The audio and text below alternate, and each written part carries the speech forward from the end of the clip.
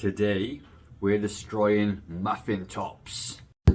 Hey team, I'm Gavin. I've lost 20 kilos and kept that off for 15 years. I've also helped hundreds of ladies and men over the age of 40 lose their muffin top. And I'm going to give you 4 tips I can guarantee your success if you follow them step by step. So my weight loss journey was a long one. I was 30 before I figured out how to lose weight. And one of the things that I hated was the muffin top that hangs kind of over the top of your trousers, okay? And even now I've lost all my weight, I've still got a muffin top, okay?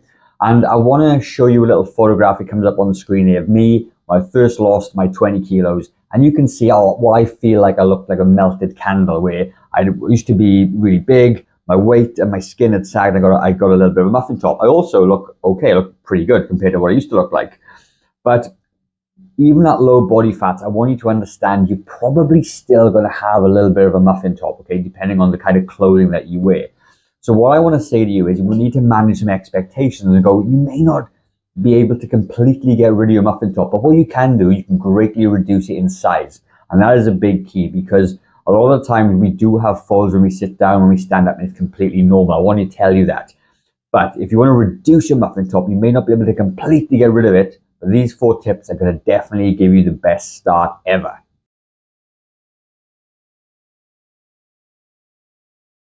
You have to do your cardio, you've got to move around. So many of us sit in our asses all day long and we don't do hardly any movement. And the majority of people that are struggling to lose weight are classed as sedentary. They're only doing 3 to 4 to 5,000 steps per day, which is bugger all, okay? So the studies are showing that just for heart health, we'll be doing 150 minutes of cardio per week just to keep your ticker going. But if you really want to maximize your weight loss, studies are showing, for long-term studies of people who are successful with weight loss for more than a year or two, they're actually doing up to 300 minutes of cardio per week.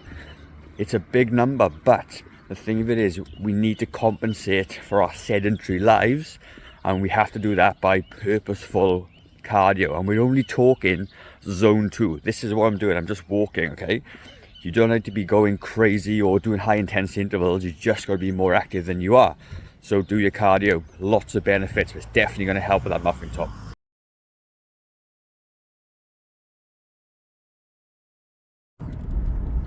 And you can think of your calorie limit like the gas tank of your car. If you fill up the gas tank and keep on filling it, it's going to spill out all over the floor. And that is what the body fat is. You overeat calories, it spills out, your body stores that body fat. And the thing of it is, you're just eating too much for the activity that you do, because at the end of the day, like, I'm not saying you're gluttonous or eating too much food and all that other stuff, but based on your output, which is how much you walk and how much energy you burn, you're just eating too much for that. It'd be just like me, you know, trying to fill up the car, drive 10 Ks and then trying to refill the car back up again, and it's going to spill out all over the floor. It's only going to fill my tank if I actually use the energy and empty the tank, and it's the same thing. So you got to understand that your calories are super important in order to lose that muffin top. So how on earth do you understand what are calories? Everyone gets confused by this, and I used to get confused at the start. I was never really like au fait with the whole thing. But what I started to do was start to read food labels, because if you look at the food labels, this tin of peaches is 3 serves in it, okay? And each serve is 135 grams. And each serve equals 74 calories. But a lot of people don't know that. They think this is 1 serve, or 1 tin of 1 serve, and they may eat the whole thing. Same with these Justine's cookies that we've got here. 1 serve is 1 cookie, it's 25 grams. And that 1 serve is 95 calories. But the thing of it is, when people read food labels, they just see, oh, it's 74 calories. And they don't understand that there's 2, 3, or more than 1 serve in that. And you end up eating the whole thing. So if you start to track your calories, you track it as 74, but you may have actually had double or triple what the calorie is supposed to be. Then you think calories are not working. So my challenge to you is to really understand calories, is have a bit of a journey, set a plan for the next week, and literally read 1 food label every single day. And if it comes in a can like this and there's multiple servings in 1 packet, weigh out those portion sizes so you can understand what a portion size looks like. At the end of the day, the answer is in plain sight. And if you just do that, you'll understand and have better appreciation for all the calories in your foods, and then you're able to really start making dents in that muffin top because you understand now, whereas you didn't understand before. Now, why do we need resistance training? Resistance training is so important as we age. It's a term called sarcopenia, which means you're losing muscle mass. In fact, 1% every single year, which means that over the, say, I don't know, you haven't resistance trained for 15 years, you may have lost about 15% of your muscle mass. Muscle is an active tissue, which means it burns calories at rest, which means that if you have more muscle or replacing the muscle you've lost, your calorie burning capacity goes up and makes it easier to maintain your body weight. And at the end of the day, people say, we're replacing our fat with muscle. That's kind of not true. What you're actually doing is building muscle, reducing body fat. You're changing your body composition. You're not replacing one for the other in actual terms. But if you start resistance training, you're going to be in a much better place to burn more calories than simply just doing cardio on its own. It has to be two parts of the equation. Burn calories with cardio, do weight training to build some muscle. I promise you that when you start to do that, you're going to be in a much better position to reduce that muffin top and not have to worry about it over time.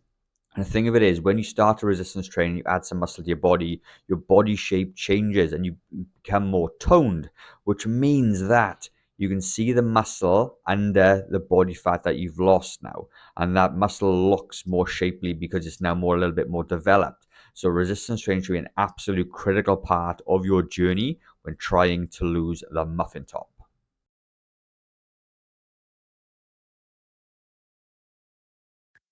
And the last thing we want to talk about, you need some accountability. There is zero chance you're going to be successful without accountability. So when I first started my fitness journey, I was doing home DVDs. That's how I did it.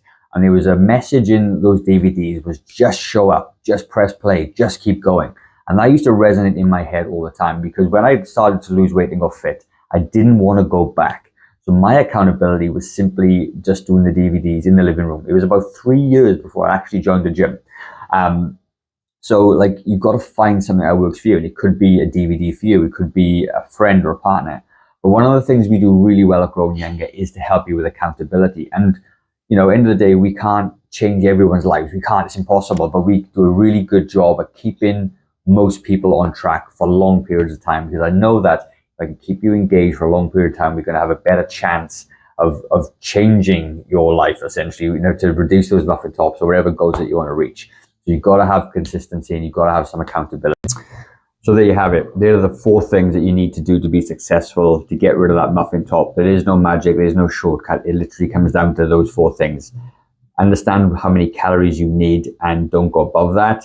Number 2, resistance training, do your cardio and get some level of accountability. And if you do those 4 things, you are going to be super successful in reducing the muffin top or whatever fitness goal that you want to achieve. So if you like the video, give us a like, give us a share, leave a comment, ask a question, whatever you need, we can absolutely help you with that thing. Or if you are somebody that's looking in, wondering, is this program right for me? Why not give us a message, send us a message or give us a phone call and we'll see if we can make something fit. But have a great day. I'll see you on the next video.